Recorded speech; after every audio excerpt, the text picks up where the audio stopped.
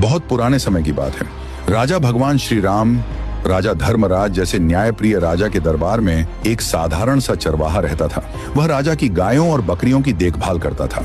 एक दिन अचानक जंगल से एक भेड़िया आया और बोला, मुझे एक बकरी दे दो। चरवाहा डर गया और बोला, ये बकरियां राजा की हैं, मैं तो केवल इनकी सेवा करता हूँ। भेड़िया बोला, तो तुम राजा के पास जाकर अनुमति ले आओ।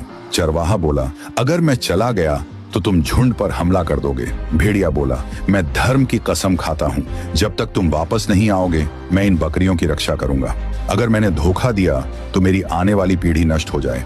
कहते हैं उसकी बात सच साबित हुई। चरवाहा राजा से मिलने निकल पड़ा। रास्ते में उसने 3 अजीब दृश्य देखे। पहला दृश्य उसने देखा कि एक गाय अपनी ही बेटी का दूध पी रही है। वह सोच में पड़ गया, ये कैसा उल्टा काम है, इसमें जरूर कोई गूढ़ अर्थ है।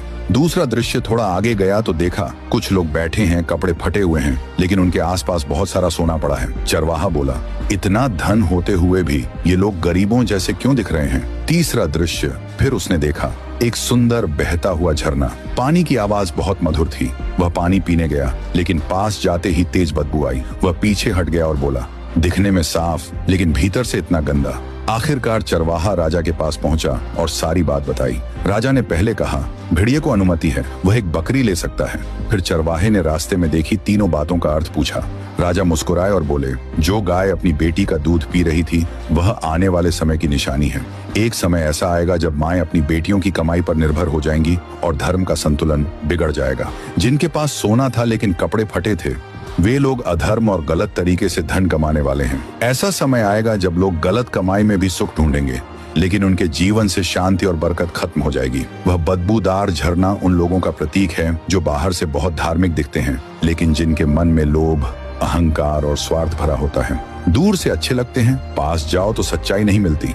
चरवाहा यह सब सुनकर रो पड़ा और बोला, हे प्रभु, हमें ऐसे समय से बचाना। वह वापस लौटा तो देखा भेड़िया सच में बकरियों की रखवाली कर रहा था। चरवाहे ने कहा, राजा ने कहा है तुम एक बकरी चुन सकते हो।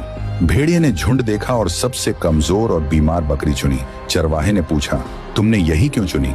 भेड़िया बोला, क्योंकि यह बकरी अपने ईश्वर का स्मरण नहीं करती थी। जो अपने सृष्टिकर्ता को भूल जाता है वह सबसे पहले कष्ट में पड़ता है। ये कहकर भेड़िया चला गया। चरवाहा सोचता रह गया, जो भगवान को भूल जाता है वही सबसे बड़ा नुकसान उठाता है। इस कहानी की सीख, हर समय ईश्वर का स्मरण करते रहो, अधर्म और गलत कमाई से दूर रहो, मन को साफ और सच्चा रखो, दिखावे की भक्ति नहीं सच्ची भक्ति करो। आओ आज हम सब मिलकर भगवान का नाम लें और अपने कर्मों को शुद्ध करें।